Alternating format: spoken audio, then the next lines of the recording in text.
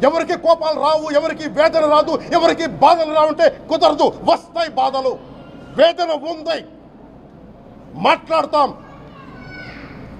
మర్చిపోకండి ఎవరు. గత ముఖ్యమంత్రి గారు కూడా నేను చేస్తా ఉన్నాను, జగన్మోహన్ రెడ్డి గారికి కూడా. ఇదే చర్చికి జరిగితే మీరు ఊరుకుంటారా? ఒక మసీదుకి జరిగితే ఊరుకుంటారా? ఒక తిరుమలకు జరిగినప్పుడు ఎందుకు వెనకేసుకొస్తారు? రాకండి. ఏ మతం మీద దాడి జరిగినా సంపూర్ణంగా నాతో సహా మేము ఖండిస్తాం, బయటకు వస్తాం. ఇస్లాం మీద దాడి జరిగితే మేము మాట్లాడతాం, క్రిస్టియానిటీ మీద దాడి జరిగితే మేము మాట్లాడతాం, హిందూ ధర్మం మీద, సనాతన ధర్మం మీద దాడి జరిగితే కూడా నేను మాట్లాడతాను. ఇది మొదటిసారి కాదు, మేమందరం మాట్లాడతాం. ఇది ప్రాథమిక హక్కు. ఇది పరస్పర విశ్వాసాలను గౌరవించుకోవడం చాలా చాలా అవసరం. ఇది అందరికీ తెలియజేస్తున్నాను. ఇది దోషులకి కఠిన శిక్ష పడాలి.